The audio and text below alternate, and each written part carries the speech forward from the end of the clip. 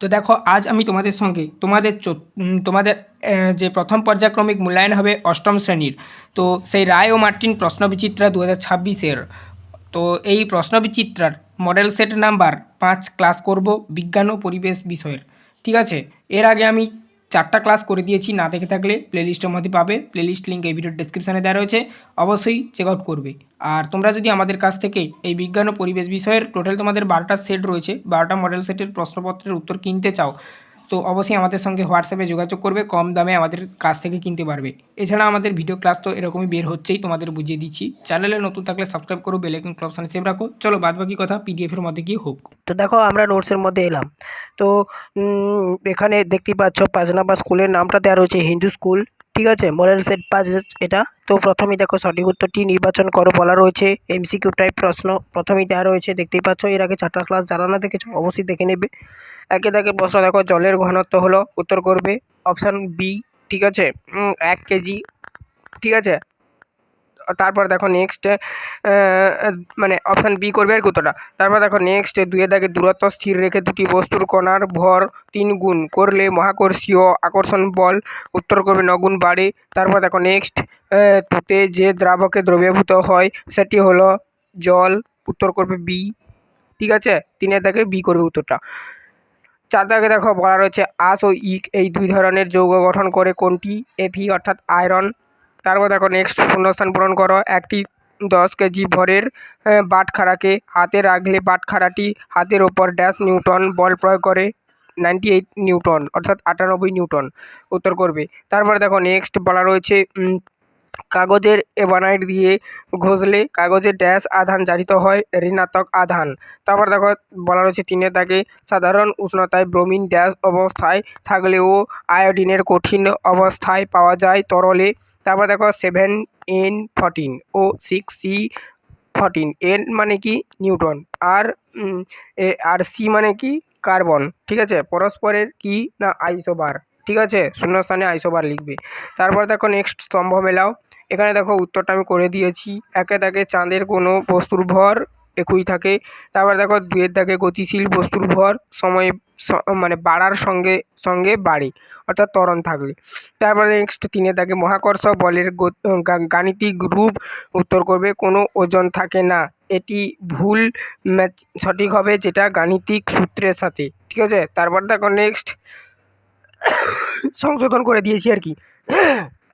তারপর দেখো নেক্সট 4 দাগে অবাধে পতনশীল বস্তু সূর্যের চারিদিকে গ্রহের গতিতে ঘোরে। তারপর দেখো নেক্সট বলা রয়েছে যে 4 দাগে যে কোনো 4টি প্রশ্নের উত্তর দাও। বলা রয়েছে একটি পাত্রে 10 লিটার জল। ঠিক আছে, 4 ডিগ্রি সেলসিয়াস। এখানে দেখো টাইপিংয়ের সময় একটু এটা আছে, তোমরা লিখবে না, আমি বলে দিচ্ছি 4 ডিগ্রি সেলসিয়াস। ঠিক আছে, ওই লেখাটা ওটকাতে আমি ভুলে গেছি হয়তো। তো দেখো পরের মানে এখানে লেখা রয়েছে, দেখো পাত্রের তলদেশে চাপ কত যদি তলদেশের ক্ষেত্রফল 0.1 বর্গমিটার হয়। তো দেখো উত্তর করবে জলের ভর m সমান 10 কেজি, জলের ওজন বা প্রযুক্ত বল সমান F, যেটাকে ধরা হয় 10 × 98 সমান 98 নিউটন, মানে 98 আর কি, সমান 98 নিউটন। তলদেশের ক্ষেত্রফল দেখো 0.1 বর্গ মিটার। চাপ সমান, যেটাকে পি ধরা হয়েছে, ম্যাথটা তোমরা দেখে নাও, ম্যাথ আর কি পড়াবো তোমাদেরকে। দেখো 2 দাগে বলা রয়েছে সংকেত সহ পচা ডিমের গন্ধযুক্ত একটি গ্যাসের নাম লেখো। পচা ডিমের গন্ধযুক্ত গ্যাসটি হলো হাইড্রোজেন সালফাইড, এর সংকেত হলো H2S। তারপর দেখো নেক্সট বলা রয়েছে 3 দাগে একটি উভয়ধর্মী অক্সাইডের নাম লেখো। অক্সাইডের সঙ্গে অ্যাসিডের অথবা মানে ক্ষারের মানে রাসায়নিক বিক্রিয়ার সমীকরণ লেখো। উত্তর করবে একটি উভয়ধর্মী অক্সাইড হলো জিঙ্ক অক্সাইড, ZnO। অ্যাসিডের সাথে বিক্রিয়া ZnO প্লাস H2SO4 থেকে বিক্রিয়া করে ZnOSO4 প্লাস H2O অর্থাৎ জিঙ্ক ক্লোরাইড ও জল উৎপন্ন হয়। আর ক্ষারের সাথে বিক্রিয়া দেখে নাও, ZnO প্লাস 2NaOH থেকে বিক্রিয়া করে Na2 ZnO2 প্লাস H2O অর্থাৎ সোডিয়াম জিঙ্ক ও জল উৎপন্ন হয়। তারপর দেখো Cl মাইনাস আয়নটির একটি চিত্র অঙ্কন করে দেখাও। আয়নটি ইলেকট্রন ও প্রোটন ও নিউট্রনের সংখ্যা কত? ক্লোরিন পরমাণুর পারমাণবিক সংখ্যা 7, 17 অর্থাৎ 17 এবং ভর সংখ্যা সাধারণত 35 অর্থাৎ 35 ধরা হয়। প্রোটন সংখ্যা 17টি, নিউট্রন সংখ্যা মানে 35 থেকে 17 বাদ দিলে থাকছে 18টি। ইলেকট্রন সংখ্যা দেখো Cl- এর ক্ষেত্রে একটি অতিরিক্ত ইলেকট্রন থাকে, তাই ইলেকট্রন সংখ্যা 17 যুক্ত 1 সমান 18টি। ঠিক আছে, 17টার সাথে একটা যোগ করলে আর কি 17+1 আর কি। তারপর দেখো চিত্রের বর্ণনা, 17টি প্রোটন ও 18টি নিউট্রন থাকবে। বাইরে কক্ষপথে ইলেকট্রনের বিন্যাস হবে 2 8 8, এরকম করে তোমরা এঁকে নেবে। 8 8 16 আর 2 18। তারপরে দেখো নেক্সট 5-এ থাকে xcc আয়তনের একটি বস্তুকে অর্ধেক পরিমাণ জলে নিমজ্জিত করা হলো, প্লাবতার মান নির্ণয় করো। দেখে নাও ম্যাথটা আমি আর মুখে বলছি না, এই ম্যাথটা কি বলবো বলো। তারপরেও ম্যাথ আছে একটা, দেখে নাও। 1 কেজি ও 2 কেজি ভরে দুটি বস্তু কণার মধ্যবর্তী দূরত্ব 50 cm/l, তাদের মধ্যে ক্রিয়াশীল মহাকর্ষ বল নির্ণয় করো। দেখে নাও।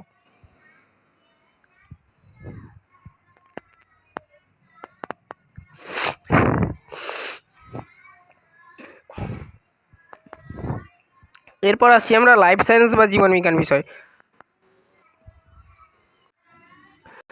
সঠিক উত্তরটি নির্বাচন করো। বলা রয়েছে 1 পর্দা দ্বারা আবৃত কোষীয় অঙ্গাণু হলো লাইসোজোম। তারপর দেখো যে কোষ অঙ্গাণুতে ডিএনএ পাওয়া যায় সেটি হলো, উত্তর করবে সবকটি। মাইটোকন্ড্রিয়া, নিউক্লিয়াস, ক্লোরোপ্লাস্ট সবগুলোতে ডিএনএ থাকে। তারপর দেখো নেক্সট বলা আছে 3-এ থাকে প্রাণীদেহে বিভিন্ন অঙ্গ প্রত্যঙ্গের মধ্যে সংযোগ রক্ষা করে যোগকলা, উত্তর করবে সি। যদি সি সমান সাইটোপ্লাজম, পি সমান হচ্ছে প্রোটোপ্লাজম আর এন সমান নিউক্লিয়াস হয়, তবে সঠিক বিকল্পটি হলো পি সমান n+c, এটাই হবে। তারপর দেখো নিচের ছবিতে শনাক্ত করো এবং এ বি সি ডি চিহ্নিত অংশগুলির নাম লেখা আছে। ছবিটা তোমাদের বইতে দেওয়া রয়েছে, ছবিটা ওখান থেকে দেখে নেবে। তোমরা উত্তরটা করবে এতে বহিঃপর্দা, আর বিতে অন্তঃপর্দা।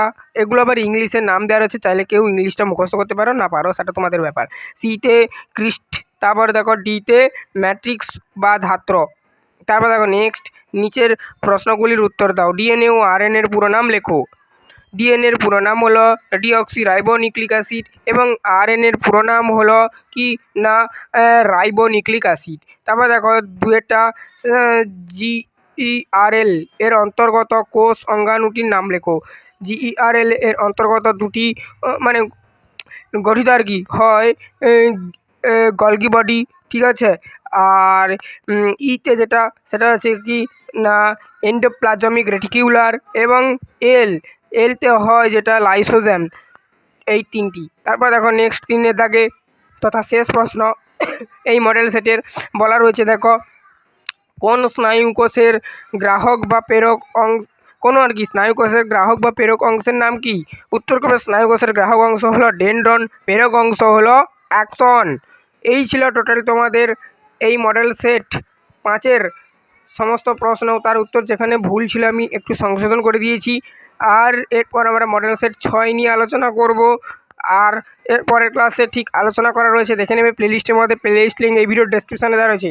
মূল কথাটা বলে দিই, তোমরা যদি পিডিএফ নিতে চাও অবশ্যই আমাদের সাথে যোগাযোগ করতে পারো, অল্প দামে কিনতে পারো এই পিডিএফটি আমাদের কাছ থেকে।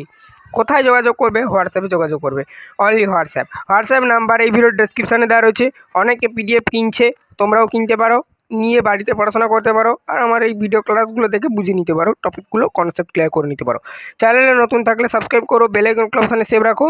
এরপরের দিন আমরা মডেল সেট 6 নিয়ে আলোচনা করব। যারা যারা পিডিএফ কিনবে না তারা এরকমই দেখে লিখে নাও।